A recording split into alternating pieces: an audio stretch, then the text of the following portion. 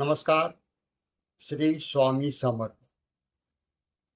मित्रांनो, नाट्यछंद या माझ्या यूट्यूब चॅनलमध्ये आपलं स्वागत आहे. आज मी अशा नाटकावर बोलणार आहे की ज्या नाटकाची आठवण नाटक पाहताना मला प्रकर्षानं झाली आणि ती आठवण आजकालची नाही आहे, तर बरोबर 2011 वर्षापूर्वीची आहे.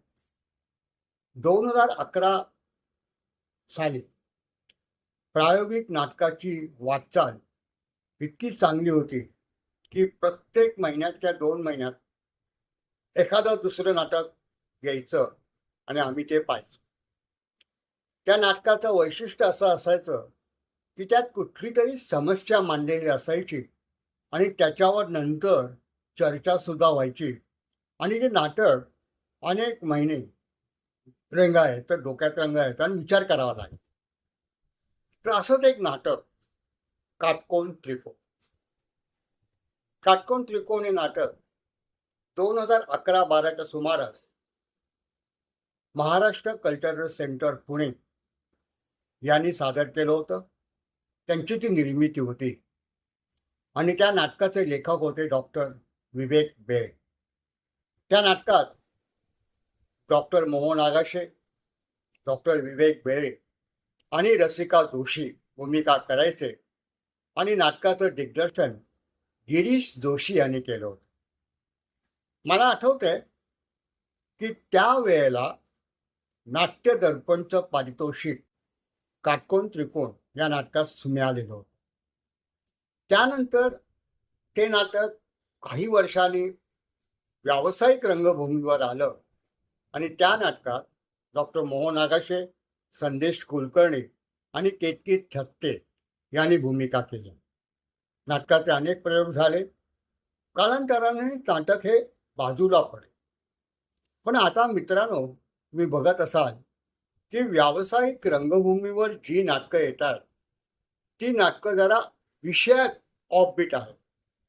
म्हणजे जी त्या काळी प्रायोगिक रंगमंचावर किंवा प्रायोगिक रंगभूमीवर नाटकं व्हायची त्या नाटकाची निर्मिती आमचे व्यावसायिक निर्माते करू लागलेले आहेत आणि त्यामुळे व्यावसायिक नाटकं बघणारे जे प्रेक्षक आहेत त्यांना अशा नाटकांची रुची वाढलेली आहे आणि त्यांना ती नाटकं आवडू लागलेली आहे. आता गेल्या आठवड्यामध्ये काटकोन त्रिकोण हे नाटक सादर झालं आणि ज्या वेळेला हे काटकोन त्रिकोण नाटकाची निर्मिती होणार आहे ज्यावेळेला कळलं त्यावेळेला मनाला फार आनंद झाला, कारण ते एक नाटक चांगलं आहे, लोकांना आवडेल असं त्यावेळेलाच वाटतं. या नव्या नाटकामध्ये शरद पोंक्षे, सुयश टिळक आणि प्रिया तेंडुलकर हे कलाकार भूमिका करतात आणि अजित भुरे यांनी दिग्दर्शित केलं असून त्यांच्या चौरंग एंटरटेनमेंटनी या नाटकाची निर्मिती केली.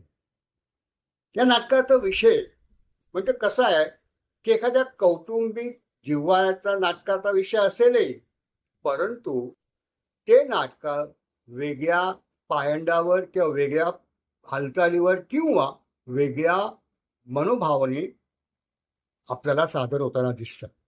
मित्रांनो, एक लक्षात ठेवा, एक कुटुंब आहे आणि या कुटुंबामध्ये पती पत्नी राहत आहेत आणि त्यांचे सासरे सुद्धा राहत आहेत आणि मग या तिघांचं झालेली कुचंबणा, या तिघांच्या मनातले विचार या नाटकात प्रामुख्याने मांडलेले आहेत आणि त्यासाठी भूमितीमधील काटकोन त्रिकोणाचा आधार घेतलेला आहे.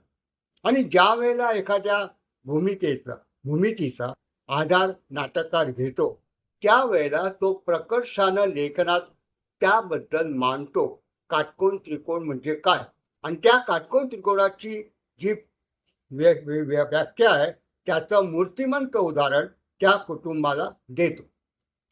मित्रांनो, मी काही गोष्ट सांगणार नाही, कारण ती जी पाहण्यात मजा आहे ती मला असं वाटतं ऐकण्यात मजा नाही. हे एकच लक्षात ठेवा, हे नाटक प्रासंगिक विनोद जरी कमी असले तरी प्रसंगनिष्ठ समस्या त्यात चांगल्या मांडलेल्या आहेत.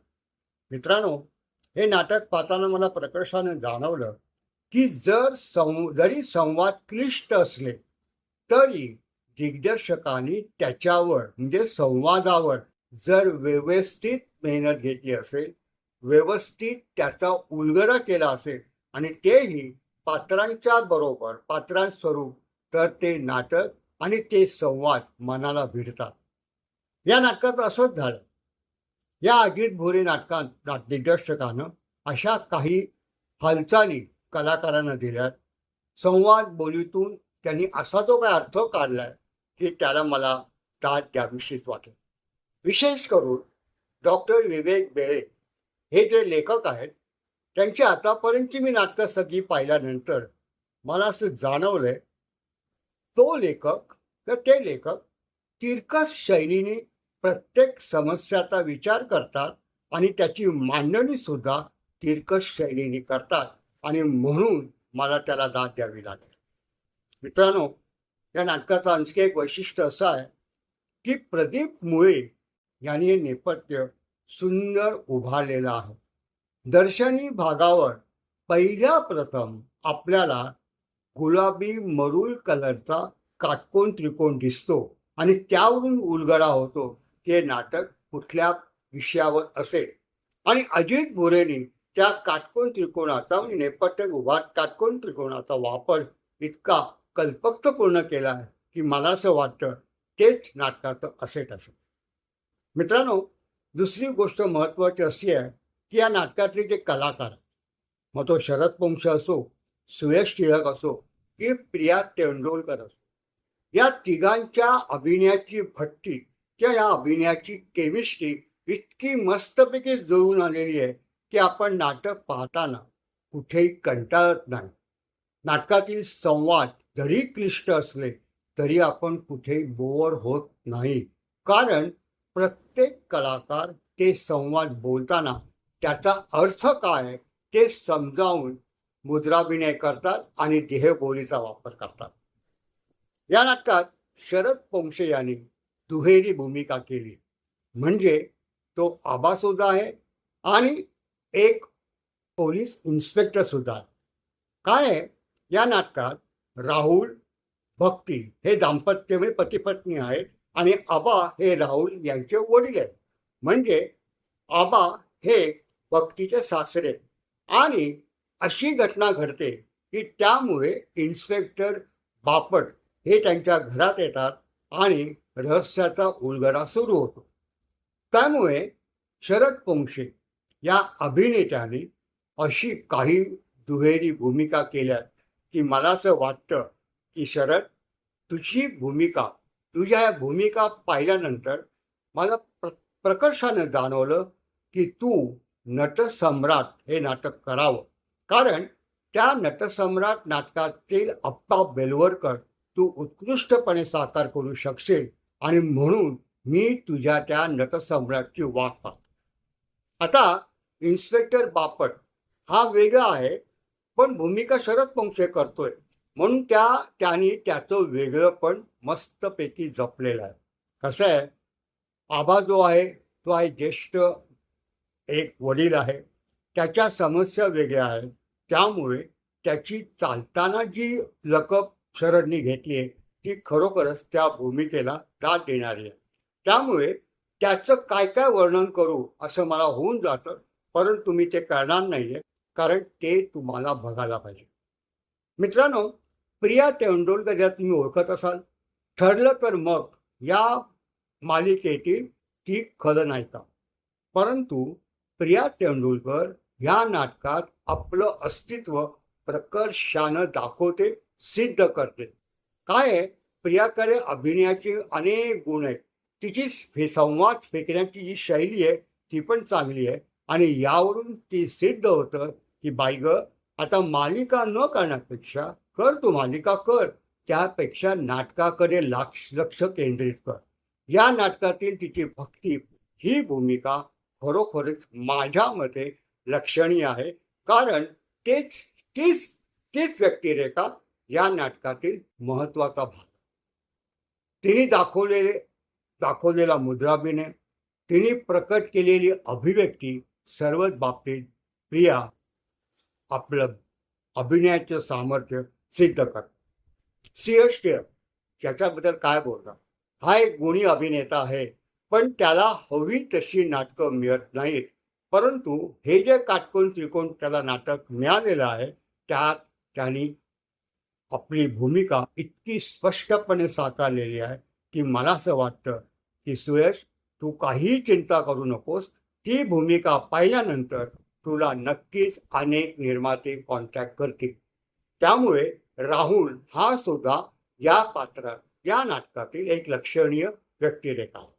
तर अशा तिन्ही कलाकारांची केमिस्ट्री जुळल्यामुळे नाटक इतकं रंगत जातं आणि नाटक कधी संपतं तेच आपल्याला कळत नाही. शीतल तळपदे या प्रकाशयोजनाकारांनी असे काही प्रकाशाचे रंग उधळलेत की त्याला सुद्धा मला हॅट्स ऑफ करावेसे वाटतात. त्याचप्रमाणे साई पियुष या संगीतकाराचं. या इथे अजून एक मला प्रामुख्याने नमूद करायचं आहे की जे कोणी नमूद करत नसतील, ज्या वेळेला या नाटकाचे फोटो माझ्या हातात पडले त्यावेळेला ते फोटो कोणी काढले असं ज्यावेळेला मी निर्मात्याला म्हणजे अजित भोरे यांना विचारलं तर ते म्हणाले संजय पेठे या फोटोग्राफरनी म्हणजे या छायाचित्रकारांनी ते काढलेले आहेत. आणि खरोखरच संजय पेठे जे फोटो काढतो ते इतके सुंदर असतात. नुसतं सुंदर नाही तर आपण फोटो पाहिल्यानंतर नाटकातील जी तो प्रसंग आहे तो आपल्या डोळ्यासमोर येतो. मित्रांनो, या संजय पेठेबद्दल मी एखादा एपिसोड नक्कीच करीन, कारण तो जुना छायाचित्रकार आहे आणि तो प्रत्येक नाट्यप्रयोगाला फोटो काढत असतो. तर असं हे चौरंग एंटरटेनमेंटचं नाटक, ज्याला नितीन नाईक आणि दीपक जोशी या दोन सूत्रधारांची साथ लाभलेली आहे. मला असं वाटतं मित्रांनो आणि रसिकांनो, हे नाटक तुम्ही अवश्य बघा, कारण हे नाटक पाहिल्यानंतर तुम्हाला कळेल की समस्या काय असतील, या पिढीचा आशा काय आहेत, हे सर्व तुम्हाला उलगडेल ज्या वेळेला तुम्ही हे नाटक पाहाल. मित्रांनो, इथेच थांबतो. माझं नाट्यछंद चॅनल शेअर करा. नमस्कार.